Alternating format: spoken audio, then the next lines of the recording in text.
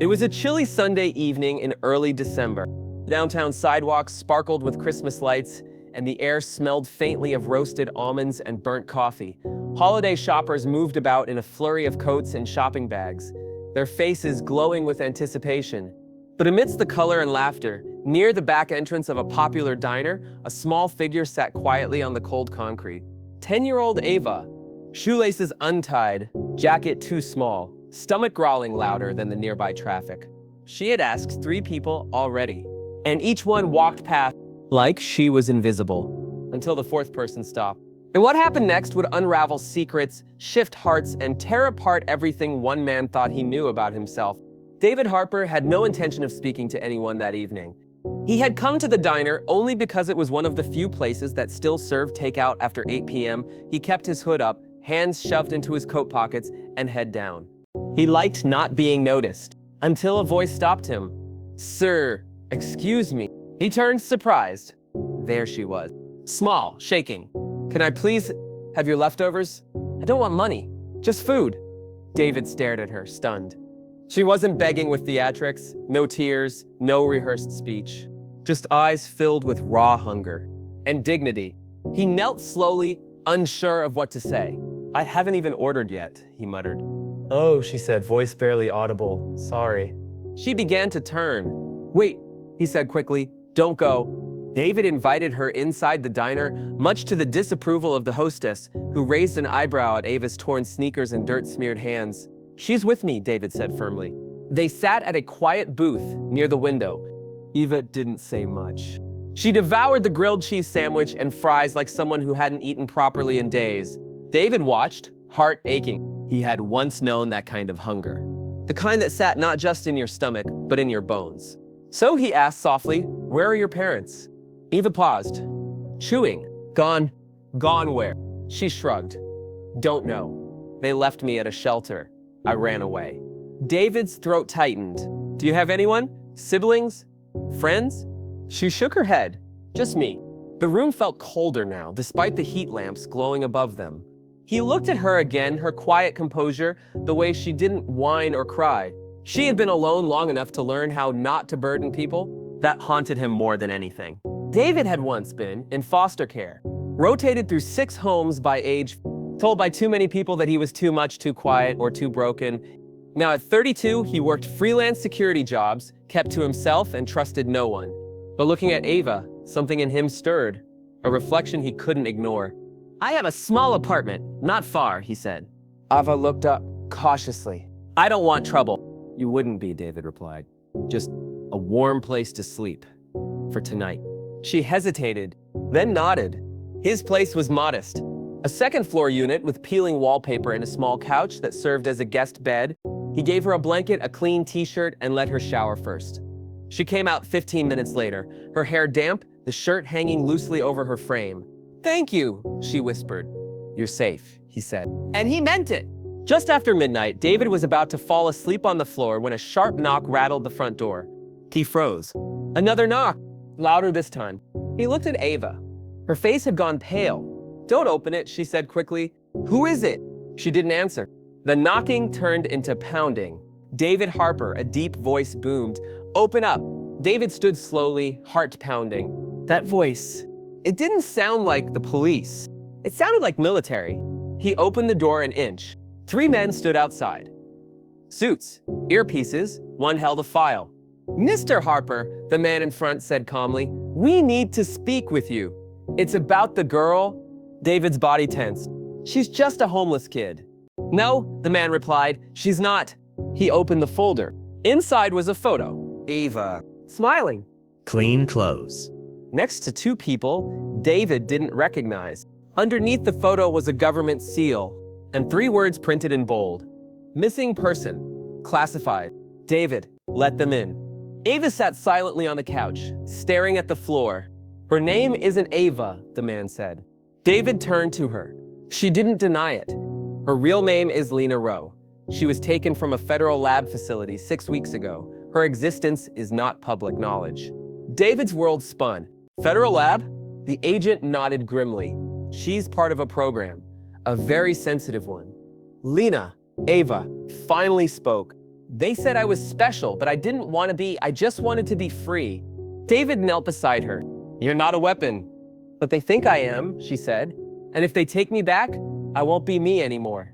The agent stood patiently. Sir, one said, we understand this is difficult, but if you don't hand her over, you'll be charged with obstruction of federal operations. David looked at the girl, the one who reminded him of himself, the one who, for the first time in years, made him feel like he had a purpose. She looked back at him with the eyes of someone already used to being handed over. And he made a decision. No, he said. The agent stiffened. No? I'm not giving her to anyone. David grabbed Ava's no, Lena's hand. Go through the fire escape, he whispered. What about you? I'll hold them off? She hesitated, then nodded. As she slipped out the back, the agent stepped forward. Don't be stupid, one warned. David stood tall. I've been nothing but stupid, he replied. But this time, I know what I'm doing. He slammed the door shut, locking it. Inside, sirens began to wail. Down the street, Lena ran into the darkness. And as the camera fades, one final shot lingers. The government file dropped on the floor. It reads, Subject 6 Synthetic Cognition Trial. Purpose, Emotional Pattern Replication. A rusted bus rumbled down the highway just past 3 a.m. In the back row, slouched behind an old blanket, sat David and Lena. She clutched a stuffed rabbit David had picked up at a roadside thrift store, the first toy she'd ever owned. Her eyes flicked between him and the darkness outside. Do you think they're following us? She whispered. David nodded, honest and quiet. Probably. Will they kill you? He didn't answer right away. Then, not before I make sure they never touch you again. They got off the bus just outside of Chattanooga, Tennessee. David led her through side streets to a small barbershop with metal shutters half closed. Inside waited a gruff man in his late 50s, arms crossed. Tommy Knox. David Harper. Of all people. I need a place, David said, for me and the girl. Tommy raised an eyebrow at Lena. She got family? David shook his head. She's got me. Tommy looked at them both, then unlocked the back room. 2 nights, no more.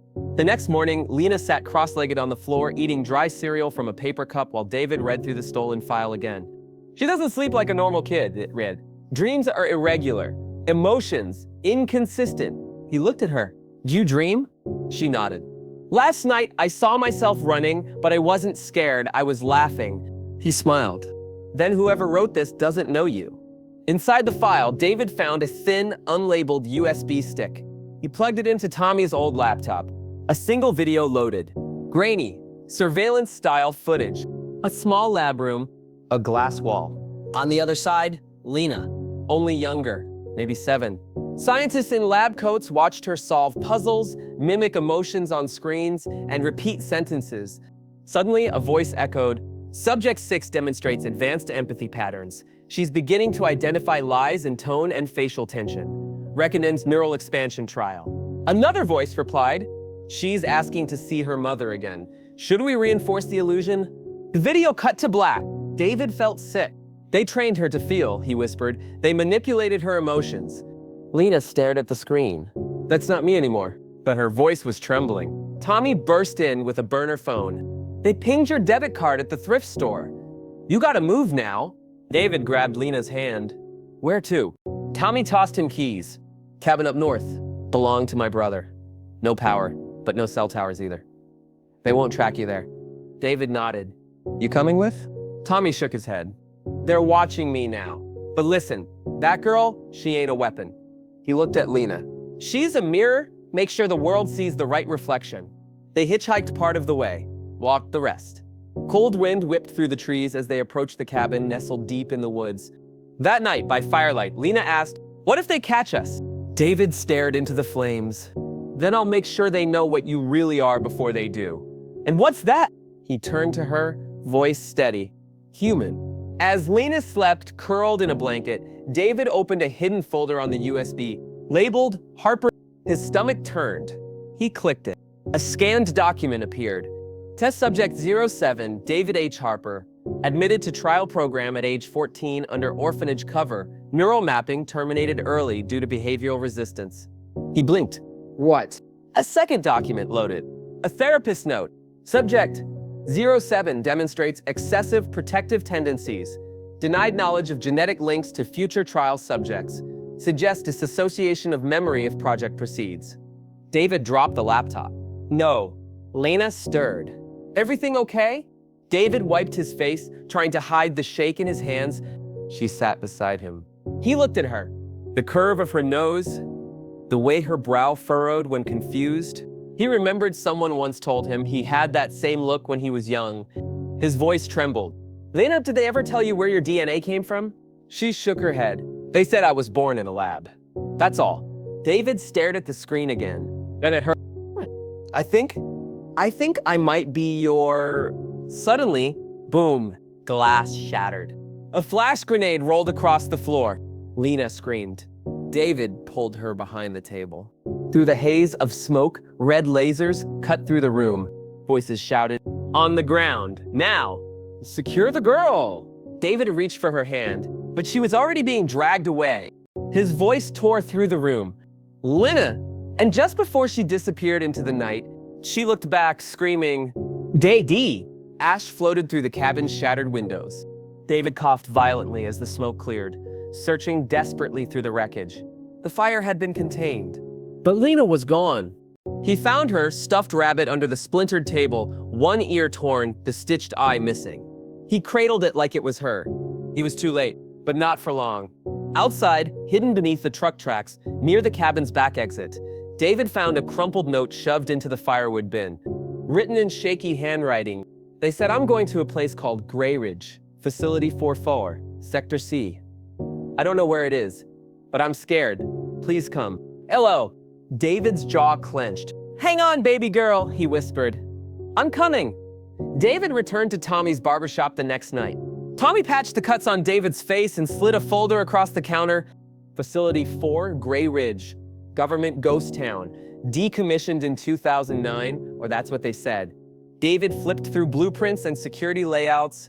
They took her there? Probably. Deep state types, like places no one remembers. David loaded his backpack with water, first aid, wire cutters, and a pistol. Tommy grunted. "You're going in alone?" David zipped his jacket. "She's all I've got, and I won't let them erase her." The facility sat hollow at the base of a wooded mountain range, its gates rusted, the windows dark. David breached the outer fence and entered through a collapsed maintenance shaft. The deeper he went, the colder it got. Hallways buzzed faintly. Lights flickered, security was minimal on the surface. But cameras followed him. Somewhere inside they were watching. And behind reinforced doors, so was Lena. Lena sat cross-legged on a cot in a sterile white room. Two scientists stood outside the glass, whispering. "The empathy net is stabilizing again. She's adapting even without guidance. We underestimated the subject 07 imprinting. The emotional bond was too strong." Lena looked up at the camera in the ceiling. "I know you're listening," she said. No response. "I'm not a project." She stared harder. "I'm someone's child." Inside the central lab archives, David hacked into a terminal. A folder popped up, Harper line. He clicked through image after image of children with features like Lena. Notes read, "First generation imprints show elevated neural development. Subject 6 and 07 show compatible cognitive pairing. Potential father-daughter bond verified." David froze. It was true. He was Lena's biological father. His fist shook with rage and guilt. They never told him. They used them both, and they were about to do it again. David finally found the hallway labeled Sector C. He took down 2 guards with stealth and slipped past retinal scanners using a dummy fingerprint trick Tommy taught him years ago. He reached the holding corridor. At the far end, a reinforced room. One-way glass. Inside, Lena. She saw him. Her eyes lit up. Day. He ran to the panel. Locked. He pulled out a blade and began cutting into the security casing. But a voice rang through the intercom. "Don't touch the door." Behind him, a figure stepped out of the shadows. An older man in a gray suit, sharp eyes, hair immaculately combed. Dr. Emery Voss, lead scientist of the synthetic cognition trials. David raised his gun. "You did this to her." Voss raised a hand calmly. "We created her. Without us, she wouldn't exist." "She's not your creation," David snarled. "She's my daughter." Voss smiled faintly. "And yet, she's evolving beyond both of you." David stepped closer. "I'm taking her home." Voss's eyes gleamed. "You still don't understand, Mr. Harper." He tapped a remote. The lights dimmed. And behind David, another door slid open. revealing 6 more children. Same age, same face. Clones of Lena. David turned slowly, breath-catching. The girls stood still, blinking at him, identical in appearance. Lena's voice cried from the cell, "Dad, don't listen! I'm the real one." Another voice echoed from the group, "No, I am." And another. David looked back at the glass. Lena stood with tears in her eyes. "Please," she whispered. But his eyes kept darting. Same voice, same face, same fear. He backed up slowly, realizing the truth. "I don't know which one is you." David's hand trembled as he lowered the pistol. Before him, 6 identical girls stood in a line. Same eyes, same voice, same fear. Behind the reinforced glass wall, the original Lena, or so he believed, pounded her fists. "Dad, it's me! Don't listen to them!" Another girl to his left called out, "Please! He's trying to trick you. I'm the real one." And another, her voice perfectly matched, "You said you'd never leave me. You promised." David's heart thundered. They even remembered what only she should have. Voss stepped forward from the shadows, watching David with detached amusement. "I warned you, we advanced her cognitive imprint. Emotional mimicry. They all share the same neural thread." David spun toward him. "You turned her into a test." "She was the test," Voss replied. "But now she's become the answer." David's jaw tightened. "Shut it down! Let them go!" Voss shook his head. "No, Mr. Harper, we're beyond threats. You wanted your daughter. Prove you know her before we erase them all." The nearby screen blinked to life. A timer appeared. Memory purge in. David turned to the girls again. One of them had a scar above her right eyebrow. He remembered Lena falling off a bike in Tommy's backyard. "Where did you get that scar?" he asked. The girl touched it. "Fell off a swing," she said. Another girl spoke. "Bike accident. You gave me chocolate milk afterward." David's heart jumped. Only he and Lena knew that. But a third girl stepped forward, eyes glassy. "You said I was brave even though I cried." David stared. Each one was right. Each memory. David remembered that night Lena asked, "Would you still care about me if I wasn't me?" He had said yes. Always. Back then, he didn't understand what she meant. Now, he did, and the weight of that promise crushed him. Suddenly, a voice came through David's earpiece. Zoe, the whistleblower hacker from his past, patched through. "I'm in their system," she said breathlessly. "I can delay the purge, but only for 5 minutes. After that, they override me." David whispered, "Can you trace neural patterns? Find a difference?" Zoe hesitated. "They're synced, but one of them just glitched for half a second." "Which one?" "I don't know." He turned back to the girls. "Okay," he said, "I need to know something." The girls quieted. "When we left the barber shop, what did I say as we got on the bus?" The girls looked at each other. One said, "You said, 'Hold my hand.'" Another said, "You told me to stay close." A third whispered, "You said we're not running, we're choosing where to be." David's eyes locked on hers. He smiled through tears. "Lena," she nodded, and mouthed the word. "Dad." David rushed forward and yanked her to him. The others panicked. The purge alarm blared louder. Empathic link isolated. Subject designated 6 alpha. Zoe's voice screamed in his ear. "David, they're trying to override her. The rest are failing. You have to get out now." Voss shouted, "No, you can't take her. She's the core." David lifted Lena in his arms. Explosions rocked the hallway as Zoe activated emergency failsafes. David ran. Doors slammed behind him. Security bots deployed, but one elevator still functioned. They dove inside. The doors closed just as lasers fired. Inside the elevator, David held her tightly. "I've got you." But Lena trembled. Her pupils dilated. "Dad," she whispered, "I think something's wrong." "What do you mean?" She touched her head. "I remember things that aren't mine." "What things?" I remember a woman in a white lab coat. She's crying, holding a baby, but the baby isn't me." David stared. "Lena, are you sure?" She nodded. I think I wasn't the first." As the elevator reached the ground floor, a soft chime echoed. But instead of guards, a woman stood waiting. Brown coat, pale face, tears already in her eyes. "Lena?" David stepped back protectively. "Who are you?" The woman's voice broke. "I'm her mother." David turned to Lena. Her lips trembled. "And Mom?" The woman stepped forward, eyes locked on Lena. "I've waited 6 years," she whispered. "I never thought I'd see you again." David instinctively moved in front of Lena. "Stop right there." The woman raised her hands. "I'm not here to take her. I need her to know who I am." Lena peeked out from behind David. Her voice was barely audible. "What's your name?" The woman's lips quivered. "Maria Rowe." Zoe's voice buzzed in David's earpiece. "David, I cross-referenced the name Maria Rowe. She was part of the original Subject 6 trial, but she didn't know." David whispered back, "What do you mean?" "She donated her eggs during a medical trial. She was told it was for research, but Grayridge used her DNA to create Lena." David stared at Maria, stunned. "She never gave birth to her?" "No," Zoe replied, "but she is Lena's biological mother." "I don't remember you," Lena said softly. Maria nodded, eyes glistening. "You wouldn't. You were taken before you were a year old. They raised you in a lab." David looked down at Lena. "She's telling the truth." Lena blinked hard. "I don't know what to feel. I want to believe her, but you're the one who saved me." David knelt. "You don't owe either of us anything. You choose who your family is." Maria's voice cracked. "I just want to know her, even if only as a friend." Maria pulled a worn folder from her coat. "I found this 3 years ago. I've been trying to leak it ever since." Inside were classified documents, images, and a video. A younger Maria in a hospital gown signing a form. She looked terrified. "I didn't know what I was signing," she said. "They told me it would help sick children." Then, footage of Lena as a toddler alone in a containment unit, crying, reaching toward a screen. Maria's hand shook. "I've lived with that image every day." Suddenly, Zoe's voice returned. "David, Grayridge isn't shutting down. Voss had a second facility. They're moving the rest of the clones tonight." David clenched his jaw. "Where?" "I don't know yet, but we're not safe. Not with Lena out."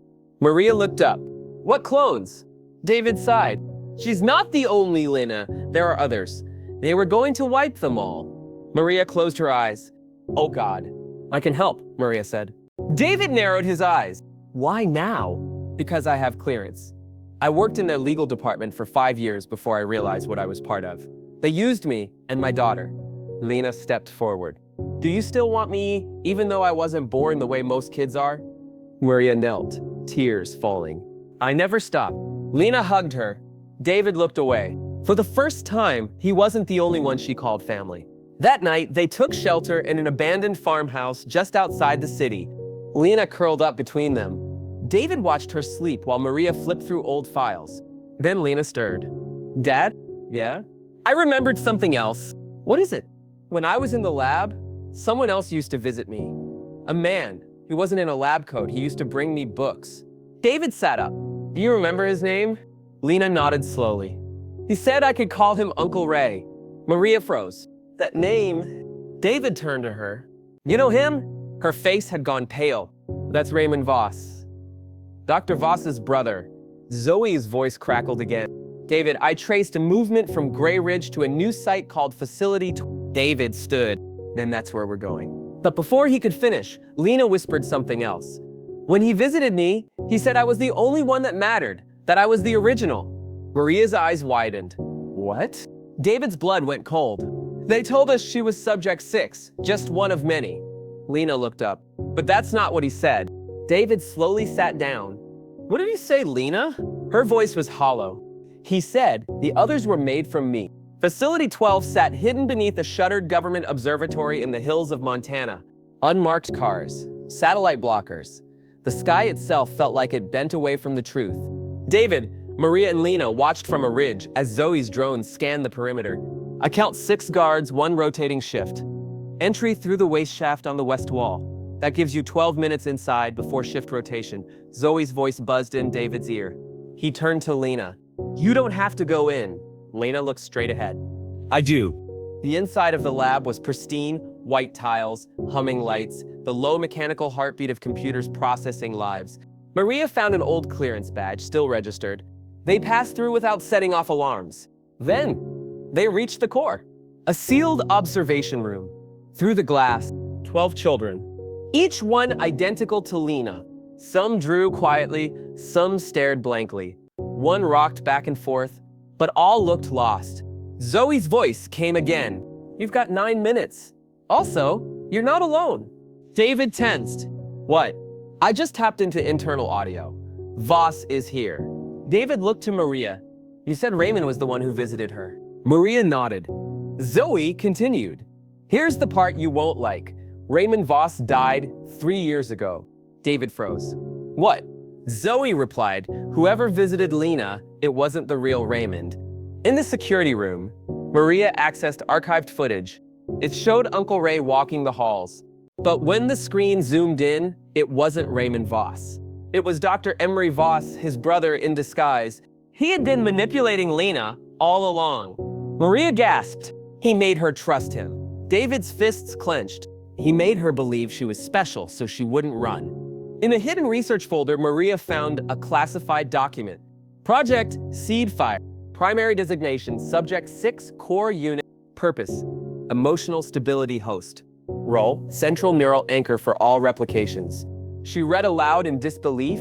If Subject 6 is removed, the stability of all derivative models will deteriorate. Subject 6 must remain active for all remaining units to retain emotional cohesion. David looked at Lena. If they destroy you, they lose the others. Lena whispered. And if I free the others, I might lose myself. Zoe guided them to the holding bay's control panel. There's a reset key. You can free the kids. Remove the conditioning. Maria stared at the screen. But if we cut the link, she's still bonded to them. Her brain could collapse under the neural shock. David looked at Lena. I'm not risking your life. But Lena stepped forward. They were made from me. They deserve the chance I got. David's voice cracked. You're just a kid. Lena held his hand. I'm your daughter, and I'm ready. They reached the main console. Lena sat in the activation chair, a neural headset placed gently on her head. Maria kissed her forehead. Zoe's countdown began. You have 60 seconds before backup power restores security. David reached for the final lever. Are you sure? Lena nodded. Do it. He pulled the switch. The lights flickered. Inside the glass chamber, the other children gasped. Some cried. Others clutched their heads. Lena's body trembled. Maria screamed. She's seizing. David rushed forward. Lena! But she wasn't crying out in pain. She was speaking. Whispers. In a strange rhythm. Almost like code. Zoe's voice cut in. She's syncing with the others. Suddenly, Lena's eyes snapped open. Pitch black. Her voice was not her own. I am Subject 6. David backed away. Lena, I remember everything, she said. I remember before. Before? Maria stared at her. What do you mean? I remember where the first program began. Not at Grey Ridge, not at the lab. She looked at David. Her voice barely human. It began with you. David stared at Lena, still strapped into the neural interface. Her body trembled as data streamed across the monitors. She's remembering things that aren't hers, Maria whispered. How is this possible? Zoe's voice crackled in David's earpiece. She tapped into the network. Some of that code, it's not just from her, it's from a donor with a 97. David blinked. You're saying, it's mine. Zoe hesitated. David, you weren't just a donor. You were the template. Maria accessed the system's archive. A hidden folder appeared under a strange codename, Project Ashlight. Harper Alpha. They opened a video file. Grainy footage? Boy, maybe 11 years old. Sitting alone in a padded room, arms around his knees, no expression, no speech. David stared in horror. That's me. Maria covered her mouth. They used you first. The report accompanying the footage described a radical empathy suppression trial. The goal? To create synthetic emotional modeling in trauma-induced environments. Subject Harper Alpha displayed resistance to neural dampen, ideal candidate for replication. David whispered, they tried to break me, then built her from what survived. Maria looked at him with tears in her eyes. You weren't just part of the project, you were the source. Lena gasped as her eyes shot open. But she wasn't looking at David or Maria. She stared at the screen. Facility 12 is not the final site, she said in a voice that wasn't hers. There's one more, buried, hidden, directive. David stepped forward cautiously. Lena? Her tone was robotic. Accessing suppressed memories. Original trial site location, Southfield Orphanage. David froze. He hadn't heard that name in 20 years. That was where he'd grown up. Where he was taken from. Where he thought it had all ended. Zoe pulled satellite data. The orphanage burned down in 2008. They said it was an accident. Maria glanced at the screen. But the foundation still exists. It's underground now. Facility Z. David clenched his fists. They made me forget. Then they built her from my broken memories. Maria stared at Lena. She wasn't just made with your pain, she was made to carry it. David whispered. Then it's time we put it to rest. The team loaded into an old black van. Zoe helped them secure. Lena lay in the back, recovering, eyes closed, lips still murmuring strange strings of numbers. David sat beside her, holding her hand. I'll find out what they did to us, he said. Lena opened her eyes. They didn't just use you, she said quietly. They're still using you. What do you mean? Lena sat up. They didn't erase your memory, they fragmented it. And someone's been accessing it. As they neared the outskirts of Southfield, the sky turned an eerie gray.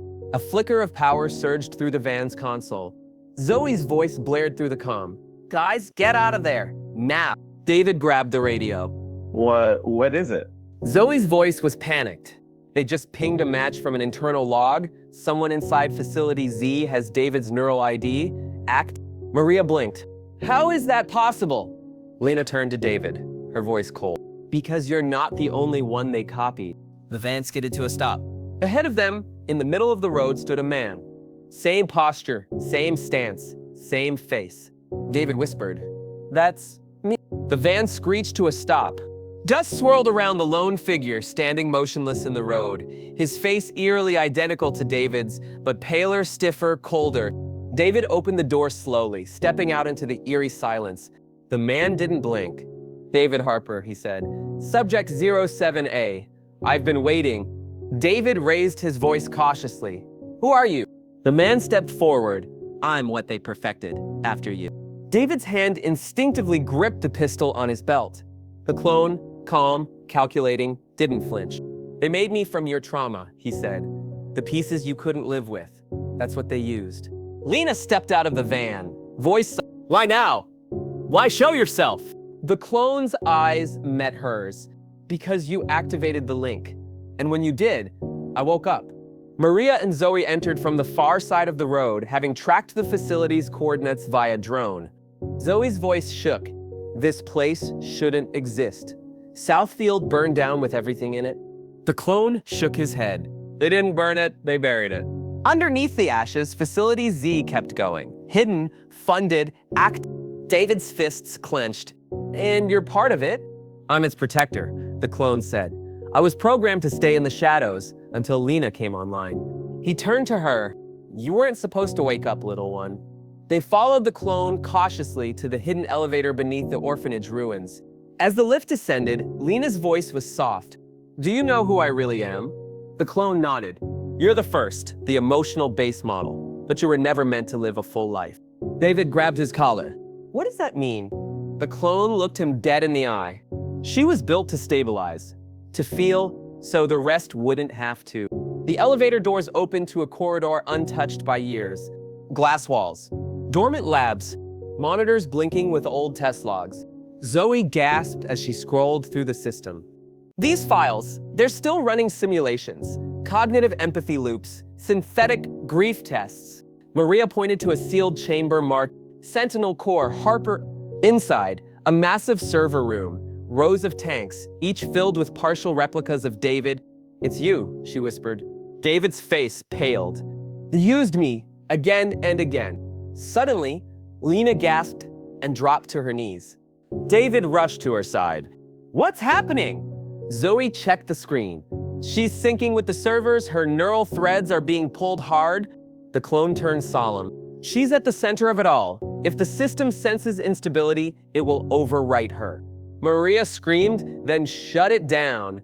Zoe shouted, I can't from here. Someone has to manually destroy the core. David turned to the clone. You know this place. Help us shut it down. The clone nodded. But there's something you need to see first. The clone led David to a sealed memory chamber. Inside, holograms flickered to life. Images of young David in therapy sessions, crying, screaming. Then, a woman. Kind eyes, holding his hand. She was your mother, the clone said. You've been told she died. David stared. I don't remember her. The clone replied, because they made you forget. Because she tried to get you out. A final video played. David's mother speaking softly to the camera. If he ever remembers, tell him I never stopped fighting, and that she is the one who can finish what I started. David's breath caught. She? The clone turned. Your daughter. Back in the core chamber, alarms blared. Zoe shouted, the system is preparing for a total mind reset. Lena screamed in pain. Maria cried, holding her close. David turned to the clone. Help us stop it. The clone nodded. I will, but there's only one way to do it. He turned to Lena. She has to fully connect, merge with the system, rewrite it from the inside. David stepped forward, horrified. She's just a child. The clone looked back, emotionless. She's not just a child, she's the key. Lena stood slowly, eyes glowing faintly. And she said, in a calm, distant voice, I think I was always meant to do this. A circle of soft white light surrounded the neural interface pod. Lena stood in the center, small and fragile, but unflinching. David's hands trembled as he secured the headset on her. You don't have to do this, he said. She looked up at him. Calm. Yes, I do. Maria wiped her tears and kissed Lena's forehead. Zoe whispered, we're right here. Don't let the system trick you. Lena nodded. I know who I am now. And with that, she closed her eyes. The moment the interface activated, Lena found herself in a vast white void. Floating screens, fractured voices, looped emotions flickering like broken radio signals. Subject 4 terminated. Emotions suppressed. Anchor compromised. Reset sequence pending. She walked forward. The white floor materialized beneath her feet. Then, whispers. Children's voices. Dozens. Hundreds. Lena? Are we real? Why do we feel pain? She clutched her chest. They weren't just in the system. They were part of it. All the other clones, trapped in synthetic consciousness. Waiting. A door appeared before her, tall, metallic, and glowing red. Private access, Harper line classified. She stepped through. Inside, a virtual archive showing simulations, reports, and recordings. One caught her eye. Interview log 07A, David Harper. She watched her father on screen, crying. They said she died, he whispered, but I heard her crying. I think she's still there. Then another file. Creator notes. Final layer memory implant. The text read, if Subject 6 ever activates emotionally, all prior source memories from Harper A will become accessible. This will trigger an irreversible empathy spike, followed by cognitive self-dissolution. Lena's eyes widened. They set me up to collapse. Zoe watched Lena's vitals spike. She's reading the internal archives, but her neural load is rising fast. David leaned in. Can she handle it? Zoe shook her head. If she stays in there much longer, she won't come back out. Maria covered her mouth. We have to pull her. But the clone David stepped forward. No, you pull her now. You trap everyone else. Inside the system, Lena reached a platform labeled Core Root Sentinel Intelligence.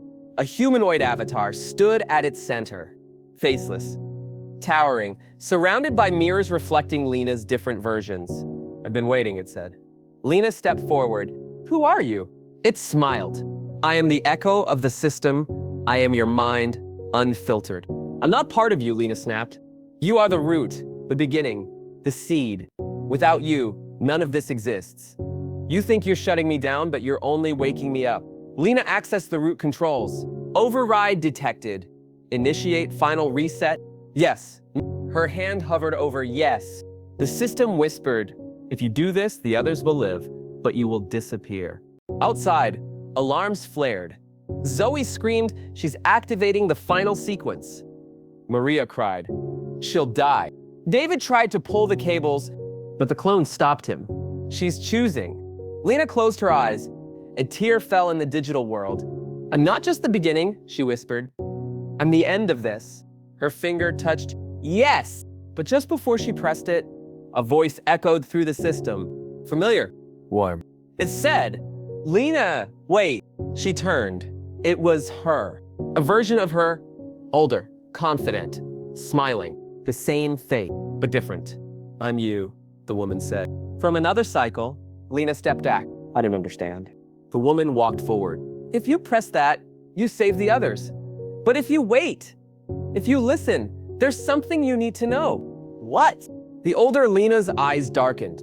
You were never the first, and they're not the only ones who need saving. The older version of Lena stood in front of her, calm and sorrowful. I'm you, she said. From a failed cycle, I broke free once, but the system pulled me back. It never lets go unless we burn the root.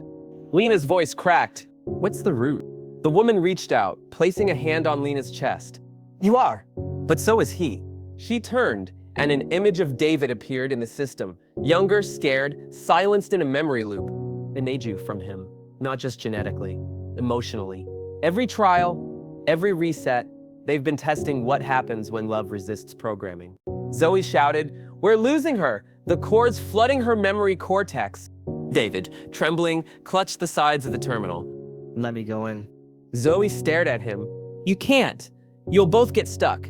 David looked at the clone, still silent, watching. She's in there because of me. I have to finish it with her.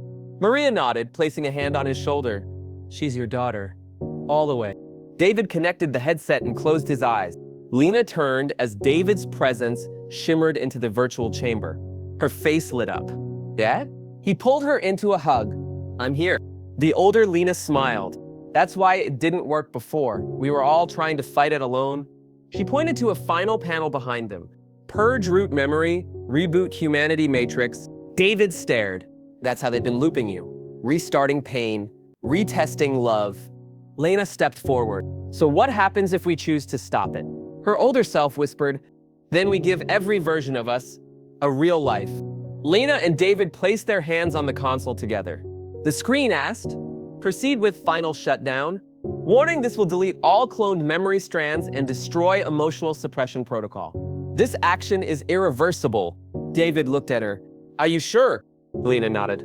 For all the others, for who I want to become, yes. They pressed yes. Facility Z trembled. The tanks in the core shattered, synthetic consciousness dissolved. Across the globe, children connected to the emotion suppression system suddenly woke up, feeling everything. Joy, Grief. hope, the way they were always meant to. Inside the system, the white world around Lena and David dimmed. Her older self smiled one last time. Tell your story, so no one forgets. We were real. And then, she was gone. Lena sat on the grass outside a small school in Vermont, sketching under a tree. Maria walked out with a packed lunch. Ham or turkey today? Lena grinned. Surprise me. David emerged from the back of a truck, wiping grease from his hands. He was fixing the school's computers again, something to keep his hands busy and heart light. Zoe had joined a global ethics board. The children once trapped in labs were now spread across foster homes, communities, and new beginnings. And Lena? She finally got to choose who she was. That night, Lena sat with David on the porch. The stars blinked like fireflies. She leaned her head on his shoulder. You think the other me is still out there? David smiled. Maybe, but even if she's gone, she helped bring you home. Lena held his hand. I don't feel like a clone anymore. You never were, he said. You're my daughter. She looked up. Promise me something. Anything. If they ever try again, we'll stop them. Together. David nodded, holding her close. Always. Some people are created in labs. Some are created in loss. But the ones who choose love, no matter where they came from, are the ones who change the world. What did this story teach you about identity, healing, and fighting for someone else's freedom, even when it hurts? Who do you call family and why? Let us know in the comments. And if Lena's journey moved you, please like, share, and subscribe. Because at Nest Stories, we believe the most powerful stories come from the choices we make when no one else will.